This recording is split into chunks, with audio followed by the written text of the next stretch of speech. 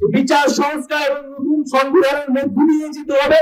কেবল একতরফা নির্বাচন করা হলে, কোন ধরনের সংস্কার না হলে আমরা জাতীয় নাগরিক পার্টি সেই নির্বাচনে অংশগ্রহণ করব না এবং সেই নির্বাচন জনগণের নির্বাচন হবে না। আপনারা জানেন যে জুলাই মাসে জুলাই গণঅভ্যুত্থানের 1 বছর পূর্তি হতে যাচ্ছে, কিন্তু 1 বছর আসলে আমরা কি পেলাম, কিসের জন্য আমাদের ছাত্র তরুণরা শ্রমিকরা জীবন দিয়েছিল, সেই হিসাব আমরা মিলাচ্ছি। আমরা স্পষ্ট ভাবে বলেছি যে এত বড় গণঅভ্যুত্থান, এত মানুষের রক্ত, এত আত্মত্যাগ আমরা কেবল ক্ষমতার দলের পরিবর্তনের মাধ্যমে মেনে নেব না। আমাদেরকে অবশ্যই রাষ্ট্রের মৌলিক সংস্কার, মানুষের জীবনের পরিবর্তন, ভাগ্যের উন্নয়ন, দুর্নীতি, লুটপাট, চাঁদাবাজি ইত্যাদি অবশ্যই এই দেশ থেকে বন্ধ করতে হবে। যে মাফিয়া রাষ্ট্র, যে দুর্নীতিবাজ ব্যবসায়ী আমরা তৈরি হয়েছিল শেখ হাসিনার আমলে, তারা এখনো রয়ে গেছে। ফলে তাদের বিরুদ্ধে সরকারকে অবশ্যই গঠন হতে হবে এবং জাতীয় নাগরিক পার্টি সেক্ষেত্রে এই ফ্যাসিবাদী যে ব্যবস্থা ছিল তার বিরুদ্ধে লড়াই চলমান রাখবে। আপনারা জানেন গত 50 বছর এই উত্তরবঙ্গের যে প্রান্তের জেলাগুলো রয়েছে, কুড়িগ্রাম, লালমনিরহাট, সেই জেলার কোনো বিশেষ উন্নয়ন হয় নাই। কিন্তু গত 16 বছর আমরা কেবল উন্নয়ন শুনছি। আমরা ভেবেছিলাম যে লালমনিরহাটে এসে থেকে আমরা সেই শেখ হাসিনার উন্নয়ন কিছুটা হলেও দেখতে পারবো, কিন্তু দুঃখের বিষয়ে আমরা দেখেছি যে লালমনিরহাটের অবস্থা তেমন কোনো পরিবর্তন হয় নাই। রাজা যায় রাজা আসে, কিন্তু লালমনিরহাটের মানুষের ভাগ্যের পরিবর্তন হয় না। আমরা মনে করি 24-এর গণঅভ্যুত্থান আমাদেরকে শিক্ষা দিয়েছে, তরুণরা যদি রাজপথে নামে, সাধারণ মানুষ যদি রাজপথে নামে, ইনশাআল্লাহ সবকিছুই আদায় করা সম্ভব। সেই আদায়ের লক্ষ্যে জাতীয় নাগরিক পার্টি গঠিত হয়েছে।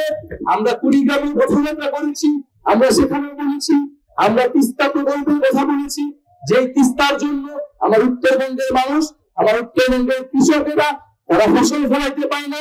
ভারত অন্যায্য ভাবে আমাদের যে নদীর হিস্সা, সেই হিস্সা আমাদেরকে বুঝায় দেয় না।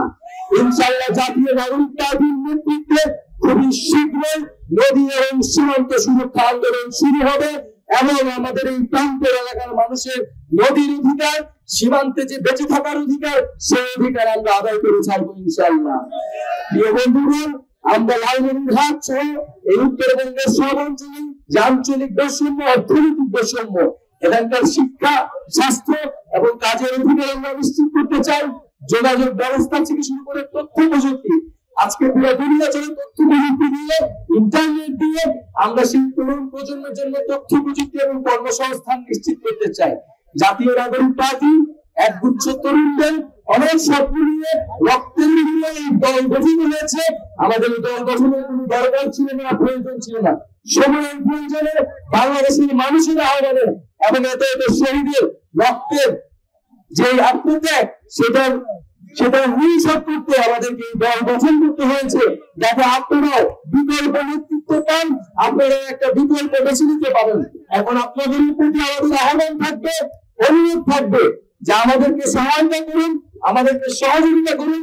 বাংলাদেশের তরুণরা যে নতুন স্বপ্ন নিয়ে, নতুন সংস্কৃতি নিয়ে বাংলাদেশকে এগিয়ে নিয়ে যেতে যাচ্ছে, লালমনিরহাটকে এগিয়ে নিয়ে যেতে চাচ্ছে, সেই লড়াই আপনারা আমরা একসাথে থাকবো এবং আগামী বাংলাদেশে আমরা বলেছি বিচার সংস্কার এবং নতুন সংবিধানের মধ্য দিয়ে যেতে হবে।